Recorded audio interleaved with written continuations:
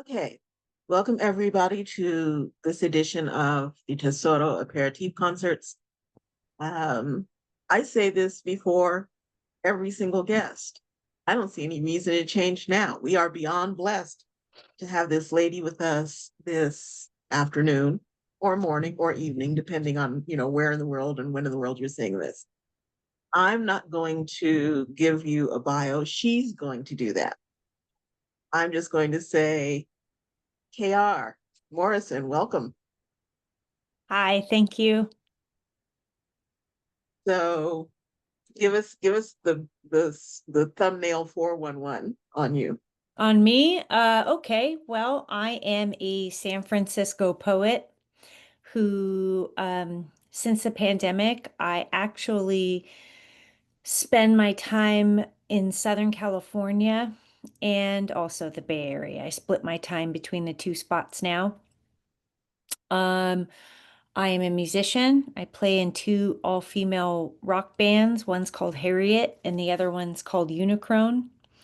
And I am a former high school teacher, 17 years at Galileo High School in San Francisco. Now I teach online workshops, and I also read tarot and natal charts to pay the bills, but more importantly, to help adults find ways to heal themselves. Yeah, that's basically me these days. Cauldrons, my first collection of poetry, can About to be say, yeah, can be purchased through Paper Press Books. It's published by Paper Press. Um, and I am actually currently shopping around my next manuscript, but I like to keep the title of that one private until it's released. And I'm cooking up some other manuscripts as well. very cool. Yeah. So I'm going to start this interview process by asking you the same question that I ask everybody, and you can interpret it however it is you need to interpret it. Okay. Why poetry and why now? Well, I was born backwards. I was actually just talking about this with somebody, so I do things a lot backwards. So I'm going to answer that backwards. I've always written poetry since I was 12. So it's not just now. Uh, do I think that there's more of an urgency for it now more than ever? Sure, but I wonder if every generation and era can say that, you know? Um, the first poem I wrote, it's a very personal story. My mother had a terrible horse accident that almost killed her, and she was um, in a coma, and my family thought it better. I live with my dad, and my family thought it better not to tell me what had happened to her until they knew what the outcome of the coma and the situation was going to be. And so consequently, a long period of time went where I hadn't heard from her. And in light of our last visit and the grittiness of it, my heart broke. I didn't know if she just was mad at me or didn't care. So I wrote this poem and I really just channeled it. I was very young, I was 12, and whenever I have a really bad breakup with somebody I love, it takes me to that same stomach ache I felt when that happened at 12. But that was the first poem I wrote. I had been writing well before that, but not poetry per se. Uh, and yeah, kept at it. I think music and loving music and certain lyricists preserved my interest in poetry far more than poets until later in life. Later in life, I fell into the rabbit holes of classic and contemporary poetry proper, but really it was songwriters that made me fall in love with the art of poetry. So let's start with the mundane stuff. Favorite ice cream. Oh, chocolate malted crunch made by Thrifties. Okay. Very First, specific. Oh, absolutely. First place. Okay. Cats or dogs? Oh, I can't pick that. It depends on the little animal. I I seem to have a better lifestyle for cats, but I love them both for different reasons. Oh.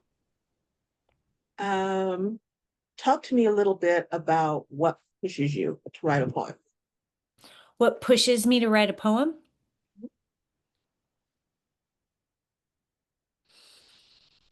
I want to say, for the most part, it's heartbreak and grief.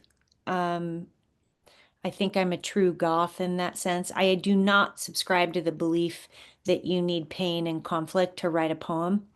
I think there are a lot of examples of some incredible poets that are inspired by joy and inspired by positivity or some sort of revolutionary notion.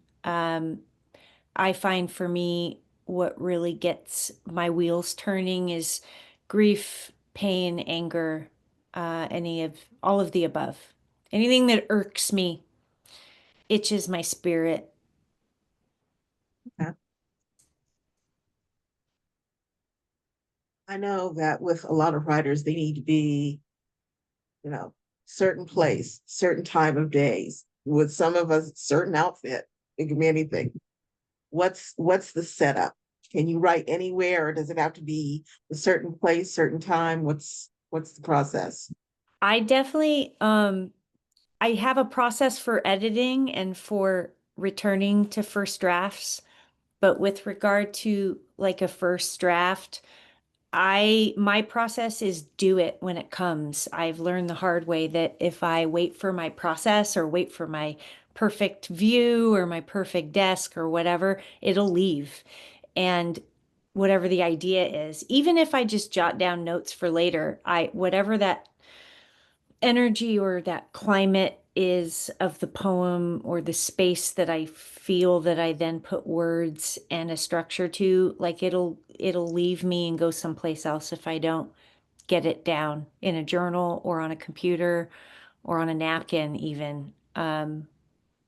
I find the places that I get ideas the most are on drives, washing dishes, in the shower, but especially drives. I mean, I've literally pulled over to the side of the road to write down lines for a poem. It's happened. I've been staying in Berkeley and the trees are just extraordinary.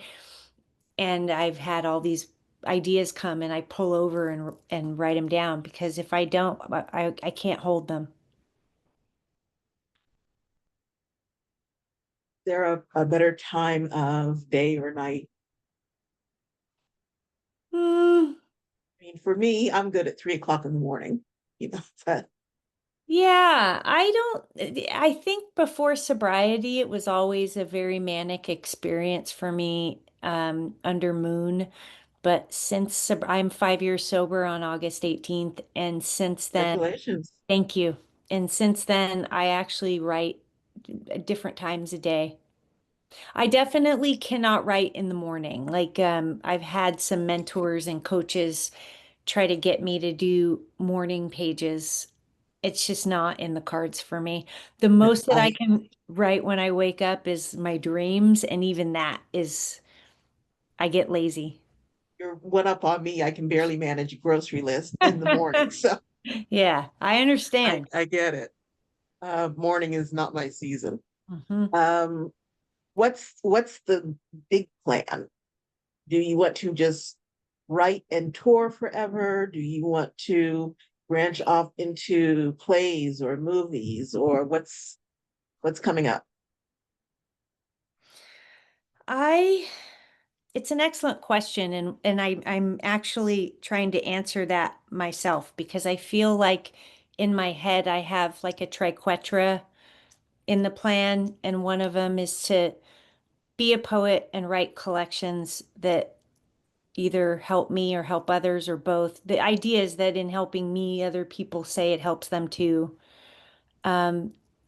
but combining that with healer work through divination and tarot and life coaching kids and education work. I don't,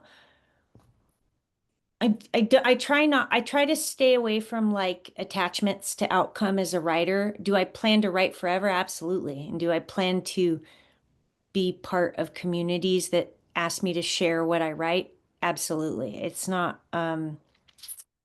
it's just a currency that helps me breathe, you know? Hear you. Yeah, I'll just keep at it and keep raising the bar on myself with regard to where I submit for publication, you know?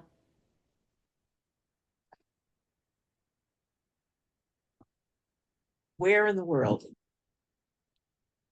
if you got a choice of anywhere, where do you want to be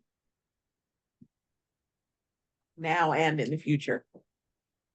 In I'm between. in between. I mean, I, for instance, am dying to get back to San Diego, but I Okay. would love to be in, in the future, I'd love to live in the Tuscany Valley Hmm. in Italy. I've never seen it. I've just seen pictures. That's good enough for me. Yeah. I feel so blessed with the Bay Area. Um, I love San Francisco. yeah, it's just, especially leaving it and spending some time in Southern California, the creative community and the environment, um, collectively, you know, it's just always felt like a nest. So no matter what, it's always going to be feel like a home to me, the Bay Area. But I've done a lot of traveling. I love the idea of living a life where I can visit different places to write. So one of the places I really aspire to go to write for maybe like a month is Portugal. Um, that's one place. I love New York. I go there 1 to 2 times a year for readings and to see poet friends and to get creative out there.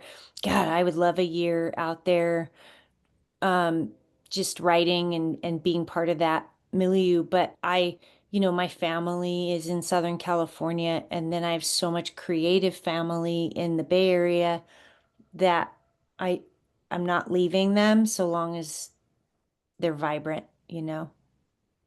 Huh? Yeah.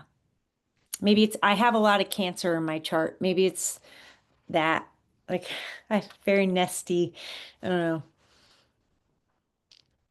So I wouldn't want to live anywhere else as long as like my dad's still around and as long as my I hear you. yeah, the loves of my life are my bandmates. It's like my only successful relationships are Harriet and Unicron. And I say for Jane, I read that. Yeah, I do. I ooze water indeed.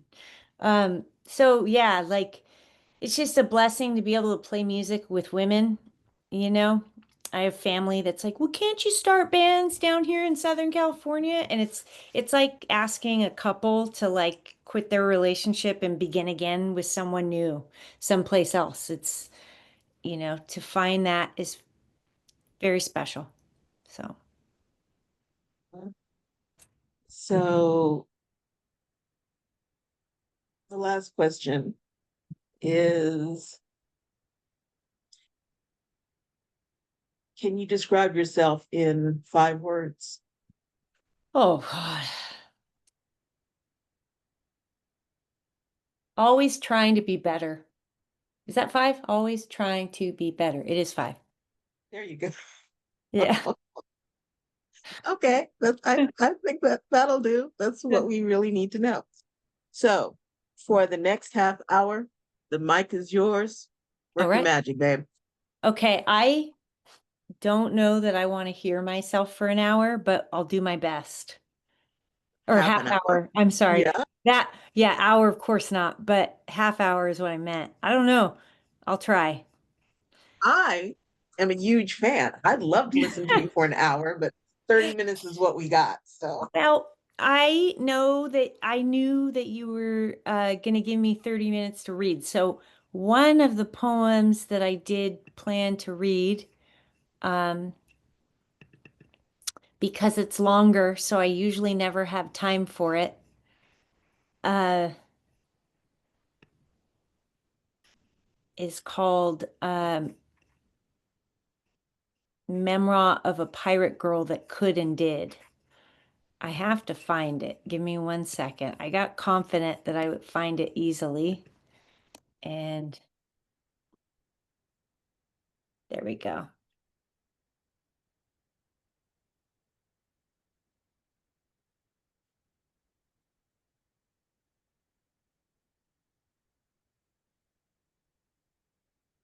Hmm. While she's doing this, let me tell the folks that are here and the folks that will see us on our YouTube channel later on August the 23rd, on one of our other broadcasts, Woman Heart will be featuring the poet Rose Gold. If y'all have not heard this woman, you need to hear this woman. So definitely come through. Watch our website, www.firesingers.com, for the details. All right. Are you ready for me? Yes, ma'am. Okay. Memoir of a Pirate Girl Who Could and Did. She was supposed to be born a boy. Instead, she arrived breech like a boomerang covered in nails. So in Screaming's grip, her mother of 5 demanded they tie her tubes. Her oldest brother says that at night, she'd break free from her crib and climb the kitchen counter where she'd pour kitchen spices into miniature mountains, swirling rosemary and garlic salt mandulas, chili powder clouds. Little pirate girl often got her way by holding her breath until she turned blue, and by 5, she carried on her head tangles of red curls like barbells. That was the year she started eating toothpaste and began a bath boycott. That was the year she decided she hated shoes. That was the year she called apples those good green things. Yet she knew the smell of weed, why all those sharp cuts and scratches in family glass tables, how to name her mom's Remington 3030, how to load and cock a shotgun using her breath and body weight. She recalls those early seasons as her elderly years, an era most colorful but confusing. It would be many falls before she could ride a bike, many more summers before she could swim. Yet she did ride horses. She did hide beasts between her thighs. So she buried songs and sisters, holy grails inside her big girl stomach. She treasures those golden days, riding car seats we adults call motorcycle tanks. It would be years before she understood her not so healthy fear of water, and such fear literacy could and did riptide her into understanding the great struggle inside us all. When we love something so much, we're terrified. Furious human whirlpools of respect manifesting fear so what's dreadful appears. Bleeding free while tear salt sits stubborn inside anxiety cuts. Such courage country could and did wash her wounds away. I spoke to Pirate Girl. On a Sunday the sun shared with storm steadfast, just before a full blood moon. She is a sea captain now. No kids of her own, but many seasons. She's guided several through all kinds of natural disasters. I'm guessing these kids made by other mothers are the echoes in her bones that these days throb and swell like the sea in which she submerges, like a worried woman always steering, treading, a woman always in some kind of labor.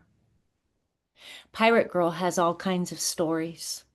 The way cops could tell you everything's going to be okay, and at the same time, hold guns to your mother's face. And they did.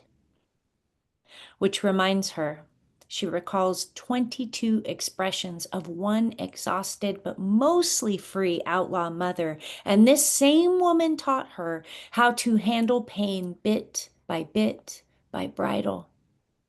You best hide your ride from outsiders, her mother warned, especially those men. Pirate Girl told me that sirens are real. She says she's never actually seen one, but their soothing hymns summon her sometimes. They enlist loyal armies to her wounds through human shapes they make with moonlight and sea ingredients. Which reminds her, she came close to diving into the deep black, in a region of the great sea away from coordinates and maps, only to surge from their lure like dreams, leaving her in love but exhausted, like she never rested, leaving her wishing she could return to those good green things, hold her breath once more till her skin turns blue again.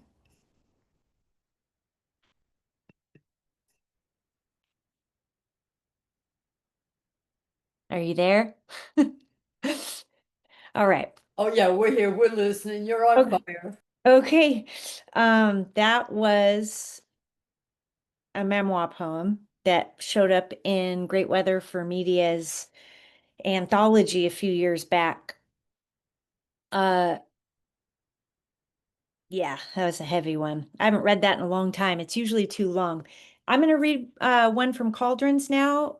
This one is called Her Burden. I love reading this one, and I love introducing it because I get to say how it was a week of really heavy duty, emotionally heavy duty teaching. I had some students really going through some heavy stuff, combined with just a lot on my plate, combined with getting dumped.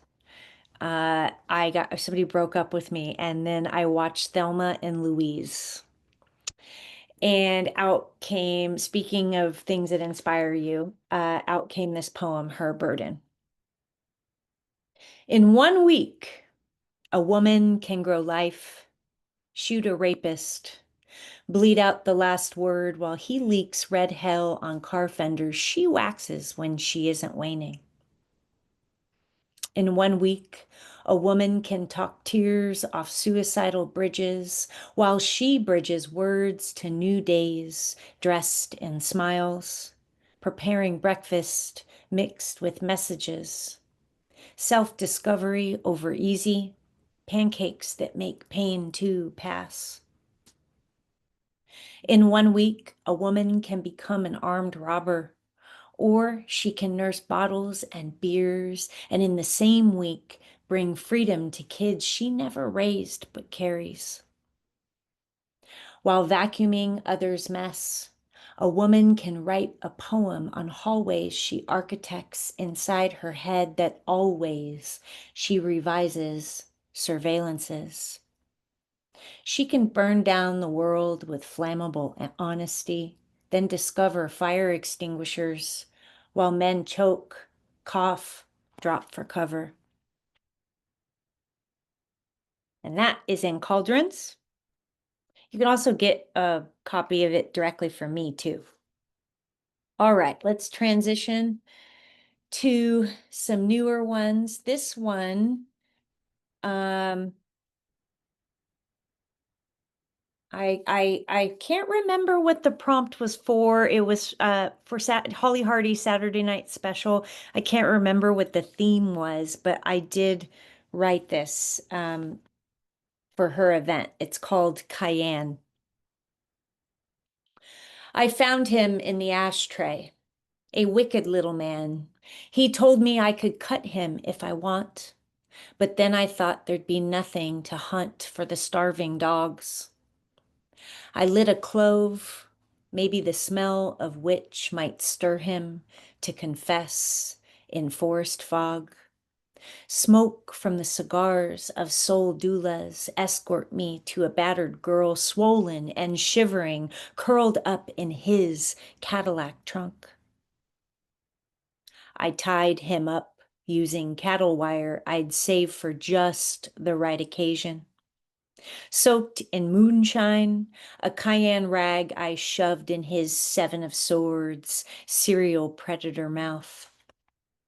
Somewhere in his shrieks, me and his victim crashed shot glasses filled to the brim with wild turkey. What wild women will shatter to overthrow the monsters? What monsters we become when ignited, when our damage fully harvests. Okay, that is Cayenne. Let's see here. Next, I'm going to read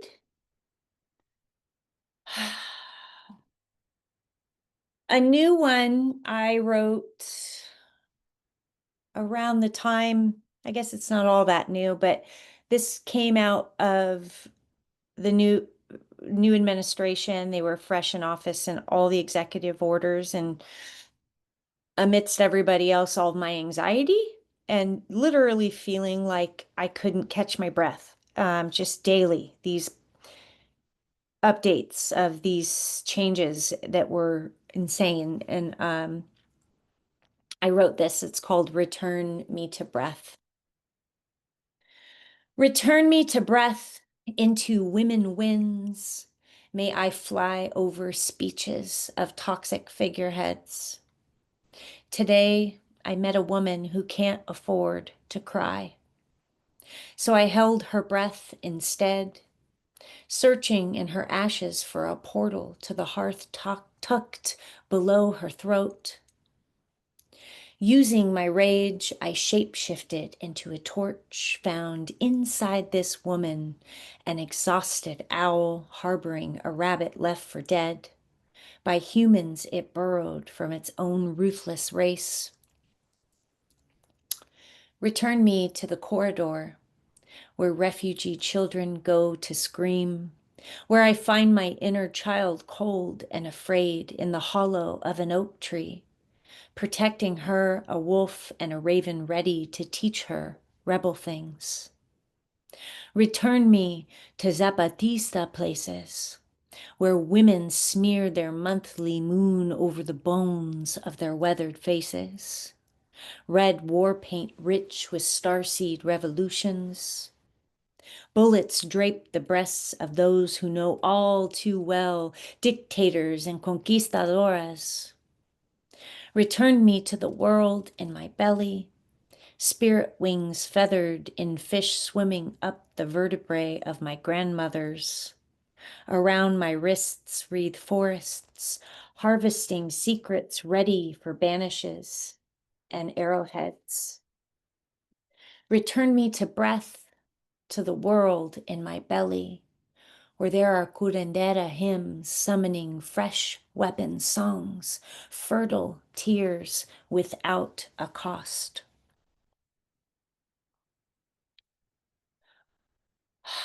I sometimes channel, well, I feel like most of the stuff I write, it starts off with a channel, but this one I just kept channeled and I didn't do much work to it. I just let it be what it came to me as. It doesn't have a title yet. Might be called Lacuna. Titled by my beloved friend and poet sister Natasha Dennerstein. I was wondering what it should be called, and she suggested that title, Lacuna. Here I go. I become the vessel, pour memory into the ocean. Empty you and me into the sacred pause where bullets and battle axes lose their voices. I inhale silence. My soul is a mountain with lungs buttressed by stillness. My stars, the quiet screams, sings, who are we masking? Who have we been performing? Retreats exhausted into coffins, white towel hanging at half-mast. Silence lays down her guns. She is trapped, armed in portals. With her, I am not afraid of the quiet, but what arrives shouting at me in what is muted. before me and you and all of our comrades, a mirror to fall into. We are raw flesh and bone, writing music, refusing to end, mutilated. We are exhausted, running away from ourselves, our reflection. We fight energizer battles for better worlds we've yet to unlock within ourselves.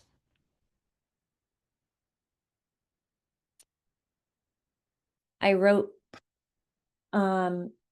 this next one about the Los Angeles fires.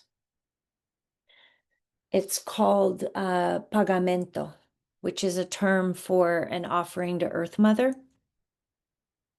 Pagamento. I beg fire, burn away indifference, set ablaze bigotry, spare school buildings and nests, torch poverty and greed instead. In your hot fury, I send a mother's tears to rise an eagle with elk and wolves in its wings. Set free protection. Let the blaze change its diet. May flames crave demon whispers in other worlds instead. Earth Mother, together we offer this pagamento. Plant fresh seeds where families cry, where the already burned by virtue of surviving reside. Refuse fire's blind fury. Poets meet you in the ashes. Poets tumble into scorching tears, tread grief with you. Together we rebuild what's left. Ancestor rings in a safe, a young mother's tree of life statue.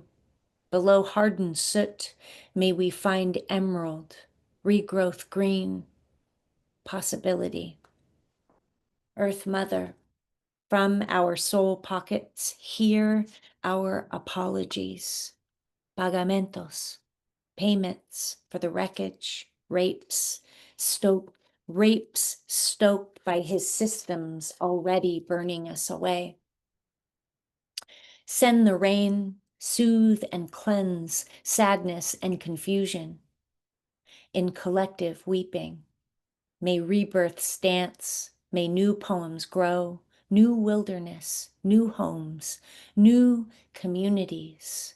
May meaning and abundance restore. Earth Mother, with this pagamento, I turn counterclockwise 3 times. Taste coca in my throat. Holy wood spreads through my lungs and nose. Earth Mother, may wildfire feel a full belly and go away.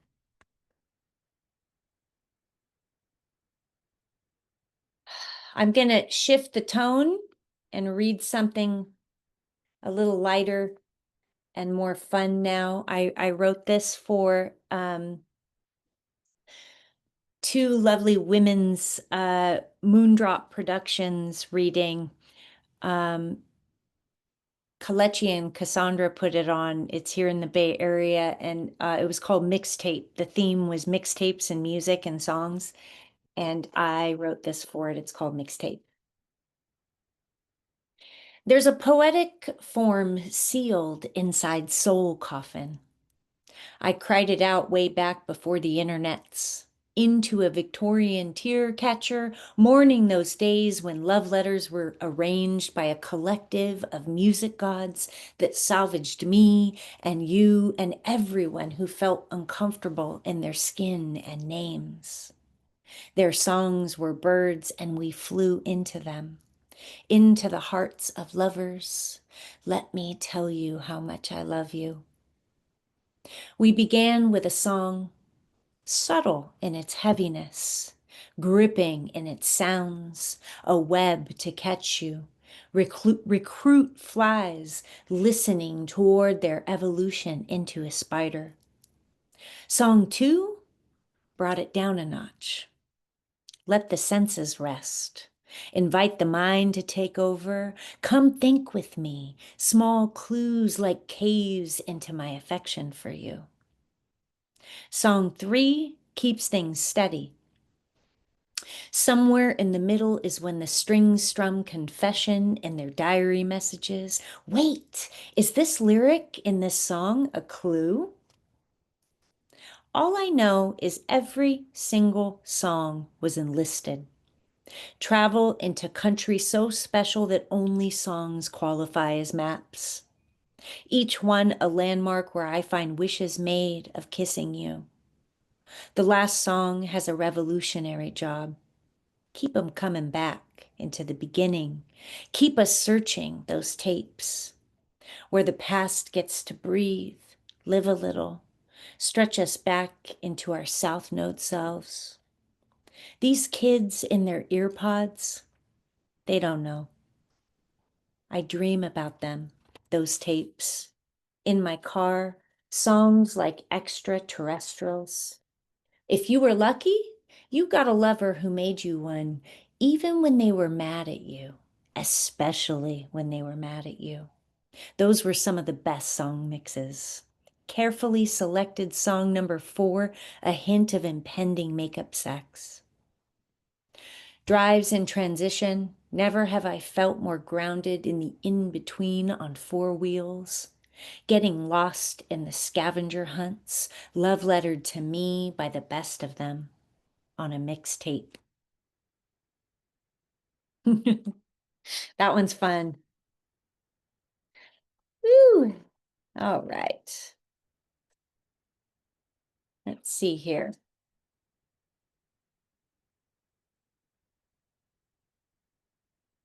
I'm going to read next a poem that got a pushcart nomination. It's in Letters for the End Times, published by Collapse Press. This is in their Volume 1 anthology. I love this poem. I've been thinking about it a lot lately, due to some friends going through some stuff. So in case they ever tune into this, they know who they are. It's called Ode to Grief. Grief is an army of women with dragonflies trapped in their uterus. Grief screams, stop with the love and light. Let her burn like wildfire without end. Let her spit out bullets, cry out suicides and assaults. Let her conjure the dead. Grief says, slow down, stop rushing. I have messages, a poem waiting for you in the wildflower, where words are planting the great rebellion, words like an army of stars plotting spring's take back. Grief hides, encourages pockets of a latchkey child. Grief is an old man's gasoline, too pissed to die alongside his friends. 'Tis his season. Grief is a dandelion that sprouts from graves, sorrow brazing in scalding soil, searching to enlist an exhausted lover's poem, a last gasp. I want to not want to die. Grief and I argue about it all the time. I think I'm going to shift over to a breakup poem now. uh, I'm freshly working on a manuscript of breakup poems. It's going to be called Chainsaw Rage, which is inspired by, well, I won't get into all that. I'll just say that's where I'll end that. But let me find this poem called Closure. There we go. Closure. He shoved me into plastic bags, remnants of me left in his home. We meditated, called on mahogany and forgiveness. I managed to summon ghosts from his mother and his divorce. Didn't take long for me and him to melt into the quiet peace that is us. We visited an angel, a saint strewn upside down on a cross. Wrapped around his feet were his old love stories and my crucified lovers. Around the time I asked him what he'd do with his life if travel, money, time were no obstacle, we went to the cemetery, cruised by the Blessed Mother. We ate tacos, then fucked. Instead of pain and regret, we wanted to feel something else. Sadness somehow thicker, deeper, some kind of tombstone shoved into the center of me. How my body can mollusk around someone who wounds me. Only the assaulted ones wander that riddle. I left him in the morning, in love, nomadic again, drenched in confusion, me and my things, evicted. Ooh. I'm going. Well, how much more time do I have, Stacy? Here, honey, you got about 5 minutes. Okay, perfect. I'm going to read a poem called Midsummer Communion that's part of of my collection I'm currently shopping around because I'm going to close with this one. I want to end on a positive note, given everything on fire and the current climate of the country. I think the poet's fundamental role is to think like a revolutionary, you know, and to write about something possible that doesn't exist. So I owe this poem to Heather Flesher, a Monterey-based poet. She inspired this by giving me the first line in a workshop we did together. So when you hear the first sentence, that was given to me by my beloved Lady Viking sister, Heather Flesher. This is called Midsummer Communion. This particular revolution has a long way to go. To light a fire is a sacred act, the burning away of his ego, slogging, trampling down my nervous system. Hear his shadows unravel into military profits, occupations, war. How do I rise from ashes a crow, in my wing a sparrow, the moon in my back pocket, armed with stars, Artemis in my knife's reflection? How do I replace monsters with druids? Medicine women armies who liberate us from all these divisions, politrickery, soul incisions. I got news for you. I got gold under my tongue, a gift from goddesses who plot rebellion in fertile forest dimensions, hiding in thunder. Harvests ripening for the final fury, scarlet scorn dripping our impending fight back. Where we're going, there's no use for his systems. Where we're going, growth replaces poverty, his droughts. This particular revolution sprouts wormwood and skullcap where there once was pools of children's blood. This particular revolution smokes from flames of a lunatic's arsenal, conjured by courage of an angry collective who listens, who knows. We must return to our grief, enlist losses, tears, feed new seeds. From love, we end his mayhem and disease. Over rubble and death, we plant new possibilities. This revolution begins and ends with us moon kids, invoking feminine and masculine, an inner reckoning, toxic purging. History will call us the Midsummer Communion. And that is all. That is more than enough. I could not love that more. Y'all open up your mics, throw this lady some roses. Oh, that was awesome. That was so good. Thank you so much, KR. Thank you for It's coming. always a pleasure to hear you. So that was dope. I'm grateful to be here, and I'm really thankful you tuned in. I appreciate you. Oh man, I appreciate you too. You know I love your work. You bring the spirit. That was absolutely fantastic. See, I could have listened to another half hour. They said, Yeah, that was dope, Stacy. That was an excellent you production. know, that whole, well, an hour is going to be a long time. Not enough time for me, honey. Absolutely lovely. So, thank you again, KR, for coming. Really, really appreciate it. Again, for those of you who are here, those of you who will see this on YouTube later on, please remember that we have another edition of our online shows, Woman Heart, coming on August 23rd with the poet Rose Gold. And then if you happen to be out and about, just feel like going somewhere, on September right now it's marked for the 27th, we will be doing a Tesoro takeover in Silver City, New Mexico. Tesoro women on the ground, misbehaving, acting up, all the stuff we're really, really good at. So if you're around or want to be, come on through. Those of you who are here and who will see us later, thank you so much.